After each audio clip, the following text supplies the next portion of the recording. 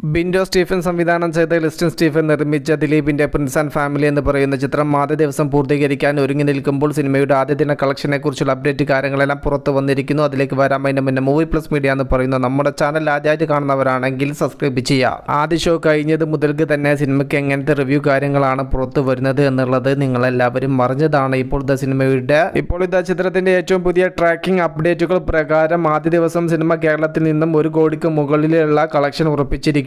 Positive report കിട്ടിയ സിനിമയ്ക്ക് ഒരു ഘട്ടത്തിൽ 2500 മുകളിലുള്ള ടിക്കറ്റ്സുകൾ വരെ പെർ അവറിൽ ബുക്ക് മൈ ഷോ ആപ്പിലൂടെ മാത്രം സോൾഡ് ഔട്ട് ആയി. പോസിറ്റീവ് റിപ്പോർട്ട് കിട്ടിയ സിനിമയുടെ ഈവനിംഗ് ആൻഡ് നൈറ്റ് ഷോകൾ അത്യാവശ്യം നല്ല ഒക്യുപ്പൻസിയിൽ തന്നെയാണ് കേരളത്തിൽ ആദ്യ ദിവസം മുന്നോട്ട് പോയിട്ടുള്ളത്. എന്നിരുന്നാലും വൺ ട്രെൻഡിംഗ് ബുക്കിംഗിലേക്ക് എത്തപ്പെടാൻ പ്രിൻസ് ആൻഡ് ഫാമിലി എന്ന് പറയുന്ന ദിലീപ് ചിത്രത്തിന് സാധിച്ചിട്ടില്ല. നാളെ സെക്കൻഡ് സാറ്റർഡേ ആണ്, അതുകൊണ്ട് തന്നെ വീക്കെൻഡ് ആണല്ലോ. അതുകൊണ്ട് തന്നെ നല്ല രീതിയിലുള്ള ഒക്യുപ്പൻസിയിൽ സിനിമ നാളെ മുന്നോട്ട് പോകുമെന്നാണ് നാം പ്രതീക്ഷിക്കുന്നത്. മൗത്ത് പബ്ലിസിറ്റിയിൽ പതിയെ ആളുകൾ തിയേറ്ററിലേക്ക് എത്തി തുടങ്ങിയിട്ടുണ്ട്. കേരളത്തിൽ ആദ്യ ദിവസം 1 കോടിക്ക് മുകളിൽ കളക്ഷൻ ഉറപ്പിച്ച സിനിമ ആദ്യ ദിവസം വേൾഡ് വൈഡിൽ നിന്നും 1.25 കോടിക്കും 2 കോടിക്കും ഇടയിലുള്ള കളക്ഷൻ നേടുമെന്നാണ് നാം പ്രതീക്ഷിക്കുന്നത്.